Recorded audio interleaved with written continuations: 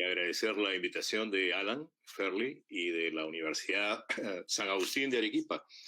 Y claramente por mi trayectoria parezco estar un poco fuera del lugar, pero debo decir que conozco a Alan, como conozco a Wilfredo y conozco a Carola desde hace muchos años, cuando éramos estudiantes de la Universidad Católica. Con Alan, con Wilfredo, hemos compartido las luchas estudiantiles y es interesante notar que 40 años más tarde seguimos comprometidos con la vida universitaria. Y quiero señalar algunas cosas sobre el libro y sobre su autor.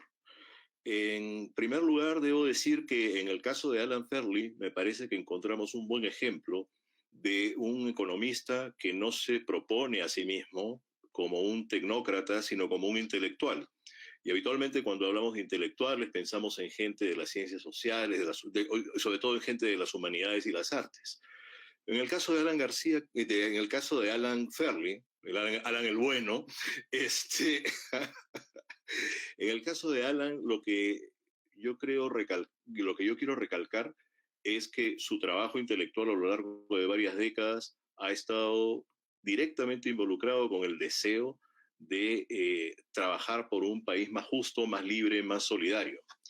Y es esa orientación moral, es esa brújula moral la que orienta su producción y que creo que se nota también en el hecho de que su libro, este libro sobre desarrollo sostenible en Perú ante el Bicentenario, es un libro perfectamente legible para cualquier persona culta o que quiera informarse sobre la situación de nuestro país y sobre las posibilidades de nuestro país. Y me parece que no solamente refleja un conocimiento técnico, sino refleja también una mirada que a veces uno extraña en los trabajos de economistas, que es una perspectiva histórica. Y precisamente cuando pensamos en el Bicentenario, cuando pensamos en el Perú de ahora, pensamos en, por ejemplo, los límites que ha mostrado el modelo republicano. Y cuando uno lee este trabajo, este libro, inevitablemente reflexiona sobre no solo los límites de ese proyecto republicano, sino sobre las posibilidades del país en el futuro. Y para pensar en las posibilidades del país en el futuro, parece indispensable hacer una crítica radical a la matriz productiva que nos rige.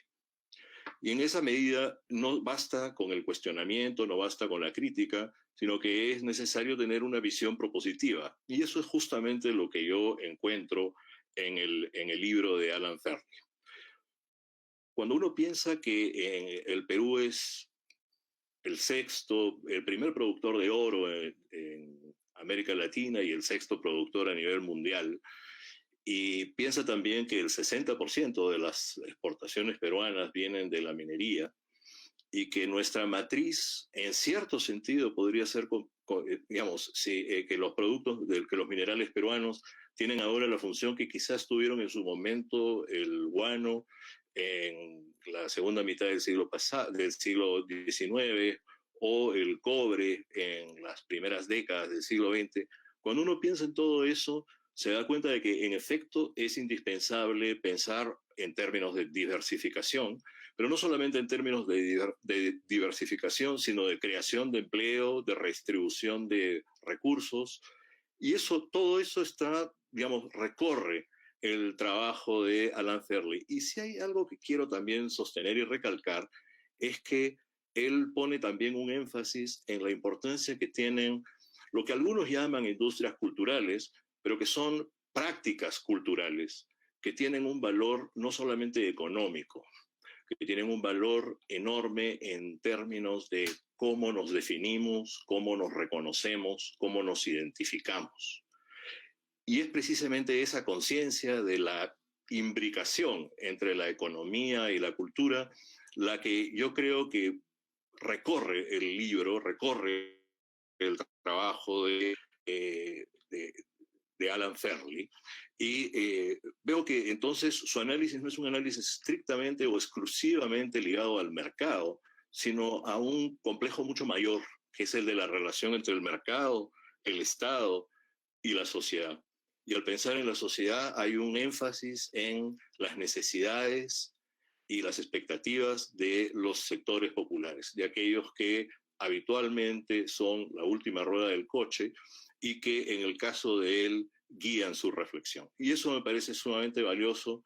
Y después de 40, digamos, en 40 años que nos conocemos, me parece que lo que ha habido en el caso de Alan es el mejor tipo de cambio que puede haber en una persona, una evolución a partir de una base sólida. Y esa base sólida es la que tenía ya en sus años de universitario y de dirigente estudiantil en la Universidad Católica.